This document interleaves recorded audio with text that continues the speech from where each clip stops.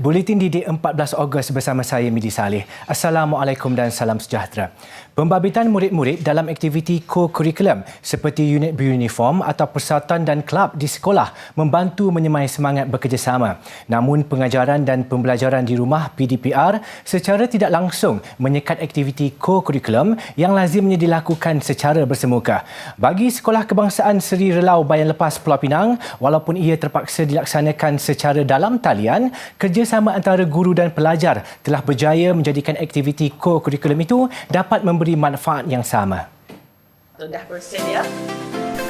Menurut pemimpin pengakap SK Seri Relau Bayan Lepas Pulau Pinang, Cikgu Muhammad Saiful Anwar, antara kekangan yang dihadapi oleh para guru dalam melaksanakan co-kurikulum secara PDPR adalah apabila mereka tidak dapat melihat dengan jelas di mana kesilapan yang murid-murid lakukan. Tidak dapat berada dalam situasi yang keadaan sebenar, sebagai contoh aktiviti perkhemahan, aktiviti membina gadget sebagainya. So aktiviti ini dia akan memerlukan secara bersemuka. Jadi apabila berlakunya PDPR ini, kita sebagai guru rasanya tidak puas untuk melihat bagaimana hasil yang dilakukan oleh murid-murid. Selain itu, juga kita kena faham bahawa tidak semua murid yang mampu untuk menyertai kurikulum secara dalam talian, di mana adanya yang mempunyai data yang begitu sedikit dan juga akses internet yang sangat rendah.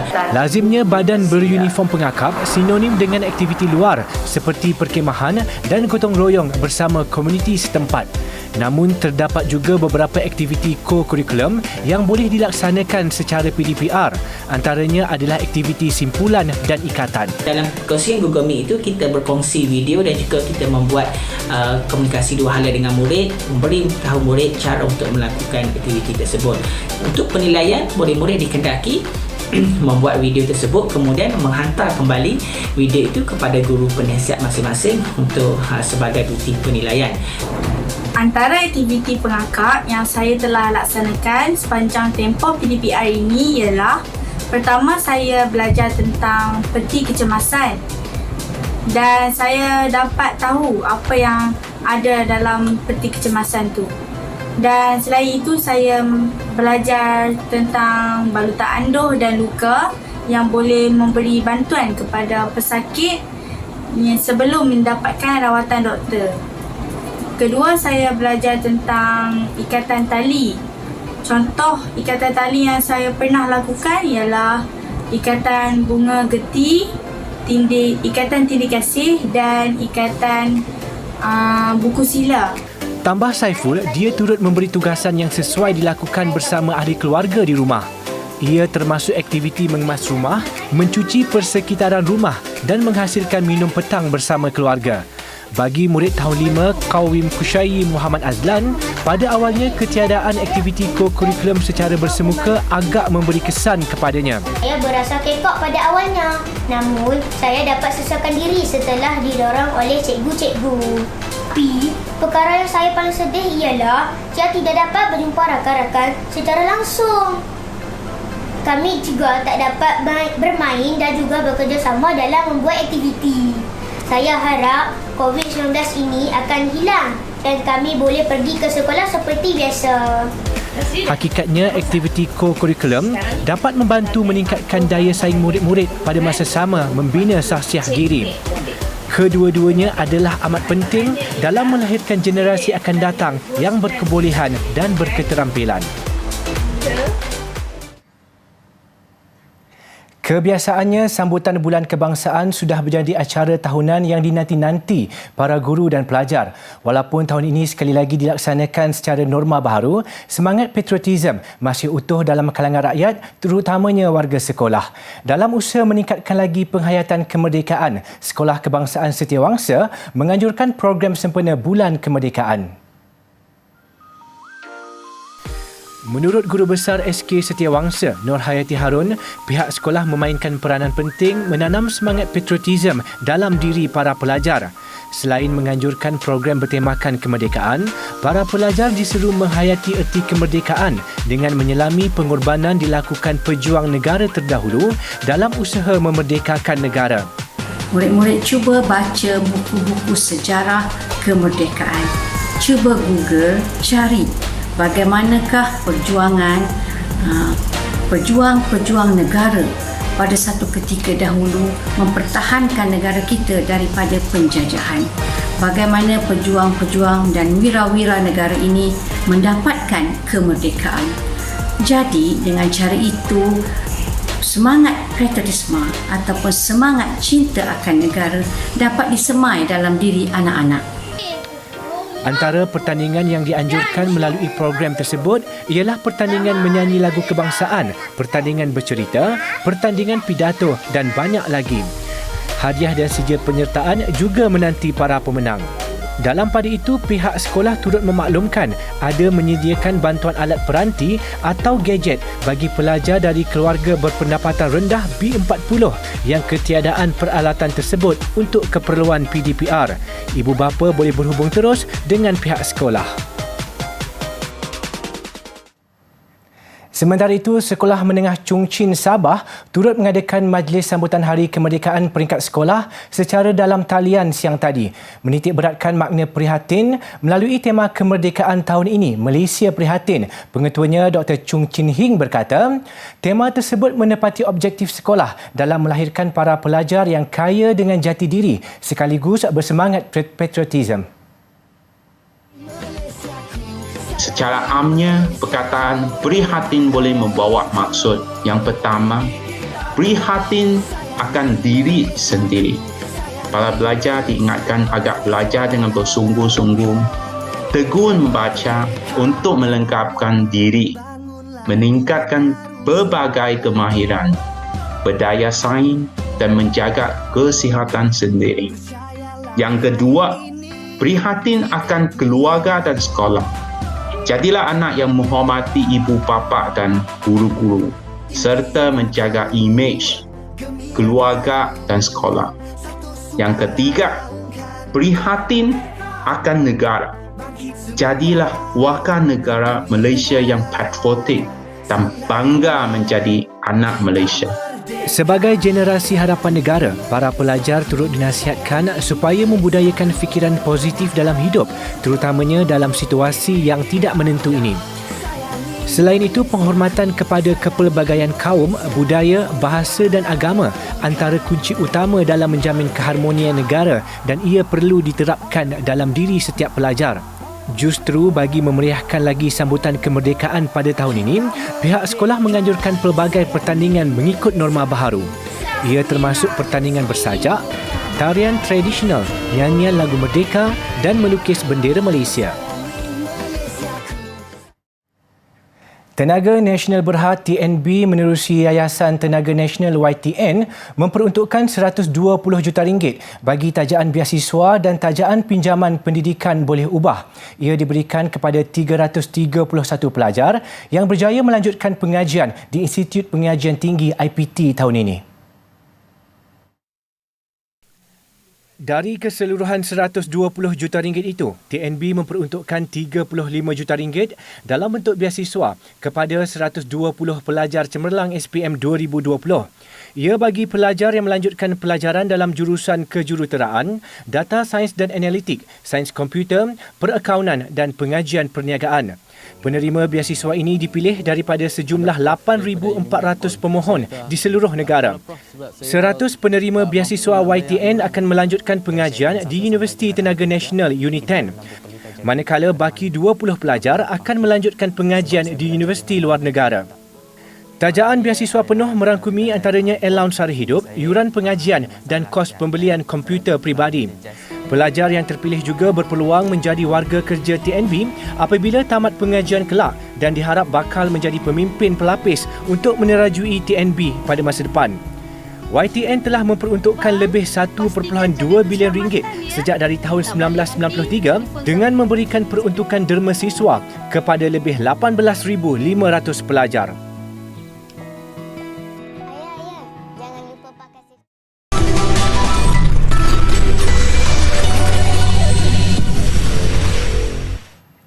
Bertemu kembali. Malaysia bakal menerima sumbangan 1 juta dos vaksin COVID-19 daripada Emirat Arab Bersatu UAE dalam tempoh 2 minggu lagi bagi membantu usaha memerangi pandemik itu. Menteri Kanan Luar Negeri Datuk Seri Hishamuddin Tun Hussein berkata, sumbangan itu adalah hasil hubungan akrab Malaysia UAE yang membawa manfaat bermakna terhadap usaha menangani COVID-19.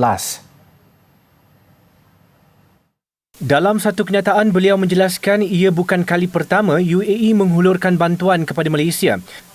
Ia berikutan negara itu telah menyumbang lebih 7 tan peralatan perubatan pelbagai jenis tahun lalu. Sumbangan itu tambahnya telah banyak membantu usaha awal petugas Barisan Hadapan Perubatan Negara memerangi COVID-19. Justru beliau turut mengucapkan penghargaan atas keprihatinan kepada rakan sejawatnya Putera Abdullah Zaid Al Nahyan dan kerajaan UAE. Sebanyak 20,670 kes baru COVID-19 dilaporkan hari ini, menurun sedikit berbanding 21,468 yang direkodkan semalam. Menerusi perkongsian data terkini jangkitan COVID-19 di laman Twitter, Ketua Pengarah Kesihatan Tan Sri Dr. Nur Hisham Abdullah memaklumkan perkembangan baru itu menjadikan jumlah kumulatif kes di negara kini melebihi 1.38 juta. Selangor terus merekodkan kes harian tertinggi iaitu 6,606 kes, diikuti Kuala Lumpur dengan 2,028 kes. 6 negeri mencatat kes positif melebihi 1,000 dan 5 lagi negeri mencatat kes di bawah 1,000. Perlis dan Putrajaya masih kekal di bawah 100 kes, manakala tiada kes direkodkan di Labuan hari ini. Sebuah robot yang dicipta hasil gabungan bahan kitar semula membawa kepada objektif baharu ketika pandemik COVID-19 melanda Indonesia. Ia menjadi penghubung antara penduduk seperti bantuan penghantaran makanan dan sanitasi kawasan setempat dengan penjarakan fizikal. Ada kiriman, semoga lekas sehat kembali. Assalamualaikum, permisi. Ciptaan robot hasil kerjasama penduduk kampung dan saintis ini pada awalnya sekadar suka-suka sebelum diguna pakai untuk menghantar makanan kepada penduduk yang sedang menjalani kuarantin. Robot ini diberi nama Robot Delta. Susulan varian tersebut kian menular di Indonesia. Ia direka khas menggabungkan barangan elektrik seperti periuk, kuali dan monitor televisyen. Robot Delta dikawal menggunakan alat kawalan jauh dengan jangka hayat bateri selama 12 jam. Robot Delta antara beberapa lagi robot yang dihasilkan di Kampung Tembok Gede, iaitu perkampungan di Surabaya yang menyaksikan gelombang kedua COVID-19 melanda sejak beberapa bulan lalu.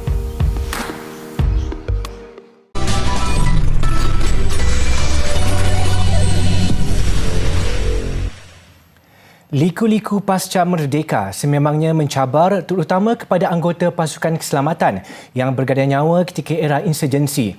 Biar hilang kaki, asalkan jangan hilang negara. Demikian prinsip pengorbanan seorang bekas komando, Hussein Mahbub, 72 tahun, yang hilang pergelangan kaki kirinya demi mempertahankan kedaulatan negara. Hussein yang pernah berkhidmat bersama Regimen Gerak Khas Kem Sungai Udang Melaka adalah antara anggota tentera yang menjadi barisan hadapan menghapuskan saki-baki pengganas komunis sekitar era 70-an. Hussein tidak menyangka operasi yang disertai pada 21 April 1976 itu meragut kesempurnaan hidupnya apabila terpijak jerangkap samar yang dipasang komunis. Mengimbau peristiwa hitam itu, Hussein bersama beberapa anggota komando lain ditugaskan menyertai Ops Gubir 2 di sempadan Kedah, Thailand. Sebaik tiba di lokasi, pasukannya bersiap sedia untuk menggempur kawasan dipercayai sarang komunis. Ketika menyusup masuk ke kem pengganas, rakannya terpijak perangkap dan mengalami kecederaan. Semasa cuba membantu, secara tiba-tiba dia melambung setinggi 1 meter kerana terkena satu lagi jerangkap samar yang mengakibatkan kakinya hancur. Jadi bila kena melambung, saya pun tekak kaki ni, dongakkan ke atas. Dia kata saya nampak, saya pakai spike boot hitam tu, kulit tu, hitam, spike boot, hancur depan. Hancur. Bila hancur, lari. Anak ini semua sikit dah tak ada dah. Habis. Tinggal jari ibu ni je. Jari ibu kaki kiri ni. Kata tersangkut kulit lah. Tergantung itu boleh tinggal. Jadi cepat. Medical cover ni, bila saya ada dia cepat buat rawatan saya lah. Namun peristiwa itu tidak mematahkan semangat, malah mengukuhkan lagi jiwanya untuk terus berkhidmat sebagai anggota tentera hingga pencen sebagai pegawai Waran 2 pada 24 April 1992. Kini Husin berbangga apabila seorang cucu dan 3 daripada 6 anaknya hasil perkongsian hidup bersama Roaini Aba 67 tahun meneruskan legasi sebagai anggota tentera. Mengulas peranan anggota tentera yang kini menjadi pasukan barisan hadapan memerangi COVID-19, ia berbeza ketika darurat dahulu yang berperang dengan musuh nyata. Biar dulu kita berdepan dengan komunis. Dah tentu kita nampak, kita boleh tembak, kita boleh halang. Cara mana? Kan benda tak nampak. Jadi kita kena jaga kita tu. Itu yang bahaya ni. Kita kena jaga kita, betul. Jadi susah. Darurat yang kod ini susah. Kita kena ikutlah betul arahan kerajaan, patut SOP kita kena ikut. Memang betul tu. Sebelum pelaksanaan fasa pertama Pelan Pemulihan Negara PPN, Husin yang juga ahli Jawatankuasa Persatuan Bekas Tentera Malaysia PBTM Melaka aktif menyampaikan ceramah kenegaraan di sekolah sekitar negeri berkenaan. Sepanjang berkhidmat selama 22 tahun, Husin menerima anugerah antaranya Bintang Bentara Angkatan Tentera Malaysia, Pingat Jasa Malaysia PJM, Kurniaan Perutusan Keberanian KPK, Pingat Perkhidmatan Setia dan Pingat Setia Sentiasa Berjuang PSSB.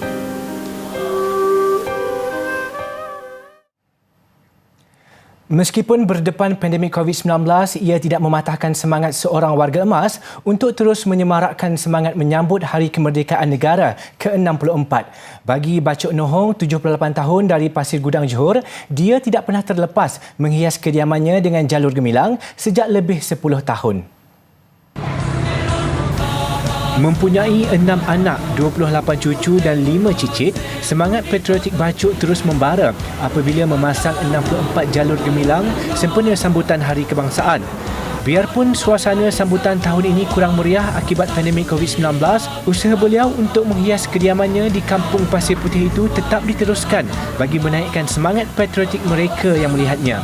Saya dah pasang bendera ini dah 60 bendera. 60 bendera. Dan saya akan pasang lagi untuk buat bendera. Nak cari lokasi yang sesuai. Kerana saya memang pada tiap-tiap tahun taruh bendera Malaysia ni ialah mengikut tahun Hari Kemerdekaan. Sambutan Hari Kemerdekaan. Itu sebenarnya saya jelaskan tadi. Semangat patriotik, semangat menyambut Hari Kemerdekaan memang tak begitu luntur di hati saya. Jelasnya sebelum ini dia dan isteri Azizah Ibrahim sering dibantu anak serta cucunya ketika memasang bendera di rumahnya. Namun suasana kali ini berbeza apabila ia terhalang akibat COVID-19. Kegigihan Bacok turut mendapat penghargaan masyarakat serta pihak berkuasa tempatan yang mengulurkan sagu hati atas usaha murni itu.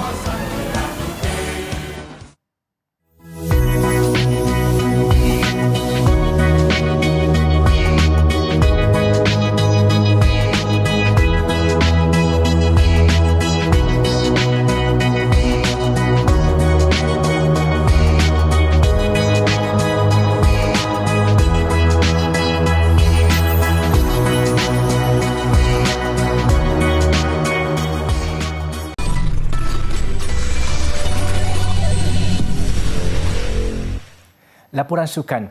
Legenda UFC Khabib Nurmagomedov kini bergelar pemain bola sepak. Ia selepas menandatangani kontrak bersama pasukan Division 3 Rusia FC Legend Dynamo. Selepas menggantung sarung tangan UFC, Khabib mendedahkan dia bersedia untuk beraksi dalam karier bola sepak secara profesional. Dan impiannya itu kini menjadi kenyataan selepas melengkapkan persetujuan bersama Legend Dynamo yang diasaskan pada 2015. Bekas juara lightweight UFC itu pada Januari lalu menunjukkan kemahirannya pada perlawanan bola sepak di Dubai. Ketika itu, Khabib memuat naik video di Instagram dengan menyatakan bersedia penampilan pertama saya dalam bola sepak. Tidak dapat dipastikan bila penampilan sulung Khabib untuk beraksi dengan pasukan baharunya. Khabib yang mempunyai hubungan baik dengan Cristiano Ronaldo pernah berkata dia lebih suka menyaksikan perlawanan bola sepak berbanding MMA. Legenda tinju Floyd Mayweather meraih lebih 1.6 juta pound atau 9.4 juta ringgit bagi setiap tumbukannya ketika bertemu Logan Paul pada perlawanan pertunjukan sebelum ini. Dan perlawanan itu menyaksikan Mayweather melakukan 43 tumbukan. Mayweather menerima 72 juta pound atau 423 juta ringgit bayaran pertontonan ketika bertemu Paul yang juga sensasi YouTube. Bagaimanapun, dia gagal untuk melakukan knockout ke atas lawannya sekaligus tiada pemenang pada pertarungan 8 pusingan. Peninju legenda Amerika Syarikat itu meraih lebih banyak keuntungan menentang Paul berbanding pertembungan berdepan Manny Pacquiao dan Conor McGregor. Paul pula sekadar melakukan 28 tumbukan ke arah Mayweather, di mana Paul dilaporkan hanya dibayar 10 juta pound bersamaan 58.7 juta ringgit.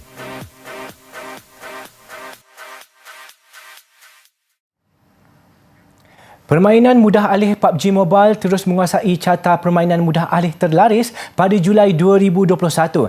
Hanya dalam tempoh 7 bulan, PUBG Mobile melepasi pendapatan $1.5 bilion atau 6.4 bilion ringgit. PUBG Mobile mengungguli carta permainan mudah alih terlaris pada Julai 2021, diikuti Honor of Kings di tangga kedua. Manakala permainan Genshin Impact menjadi permainan mudah alih ketiga terlaris. Pendapatan PUBG Mobile berkemungkinan besar akan melepasi angka $2 bilion atau 8.5 bilion ringgit pada Ogos. Bulan Julai adalah bulan pendapatan tertinggi dalam sejarah permainan mudah alih dan ia kali kedua pada tahun ini PUBG Mobile menduduki tangga teratas. Kadar peningkatan adalah 40% lebih tinggi berbanding bulan Jun dan 26.7% berbanding Julai 2020. Julai 2021 juga menyaksikan Amerika Syarikat menyumbang hampir 29% daripada pendapatan global sekitar $2.2 bilion. Pasaran pendapatan kedua terbesar adalah Jepun dengan 19.8%. China pula menyumbang 17.4% pendapatan namun hanya melalui App Store. Untuk adik-adik, jangan lepaskan peluang. Ikuti lawatan dalam talian Zoo Negara esok jam 10 pagi di laman Facebook rasmi Zoo Negara.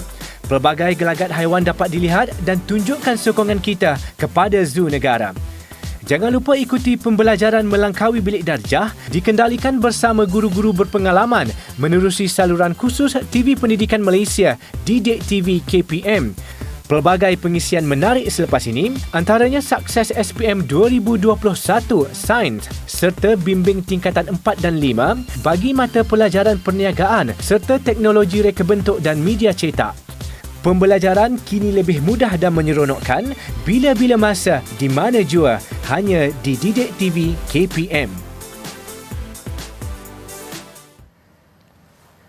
Aksi luncur motor atas permukaan air mengakhiri buletin didik malam ini. Saya Miji Saleh. Assalamualaikum dan salam hormat. InsyaAllah kita jumpa lagi.